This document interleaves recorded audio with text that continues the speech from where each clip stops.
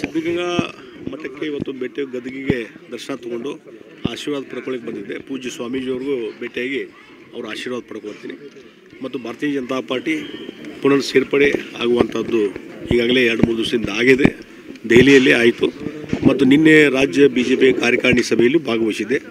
ಮತ್ತು ಎಲ್ಲ ಇಡೀ ರಾಜ್ಯದ ಕಾರ್ಯಕರ್ತರಾಗಲಿ, ಪ್ರಮುಖರಾಗಲಿ ಮತ್ತು ರಾಜ್ಯದ ಕಾರ್ಯಕರ್ತರು, ಪ್ರಮುಖರು ಎಲ್ಲರೂ ಸಹಿತ ಭಾಳ ಒಂದು ಆತ್ಮೀಯವಾಗಿ ಇವತ್ತು ಭಾರತೀಯ ಜನತಾ ಪಾರ್ಟಿ ಪುನರ್ ಸೇರ್ಪಡೆ ಆಗಿದ್ದ ಬಗ್ಗೆ ಭಾಳಷ್ಟು ಒಂದು ಒಲವು, ಭಾಳ ಗೌರವ ಮತ್ತು ಆತ್ಮೀಯತೆಯನ್ನು ತೋರಿಸಿದ್ದಾರೆ. ಎಲ್ಲರಿಗೂ ನಾನು ಅಭಿನಂದನೆಗಳನ್ನು ಸಲ್ಲಿಸ್ತೇನೆ. ನೀವಾಗೆ ಬಂದ್ರೆ ಅಥವಾ ಹೇಗೆ ಒತ್ತಡಕ್ಕೆ ಒಂದು ನಾನು ಹೇಳ್ತೀನಿ, ಹಿಂದೆ ಯಾವ ಕಾರಣ ಮೇಲೆ ಹೊರಗೆ ಹೋಗಿದ್ದೆ.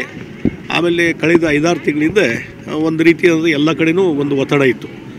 ಭಾರತೀಯ ಜನತಾ ಪಾರ್ಟಿ ಕಾರ್ಯಕರ್ತರು ಏನೊಂದು ಕೆಡರಿದೆ. ನಾವು ಯಾವುದೇ ಜಿಲ್ಲೆಯಲ್ಲಿ ಪ್ರವಾಸ ಹೋದಾಗ ಇಲ್ಲ ನೀವು ಮತ್ತೆ ವಾಪಸ್ ಬರಬೇಕು ಅನ್ನುವಂಥದ್ದಿತ್ತು.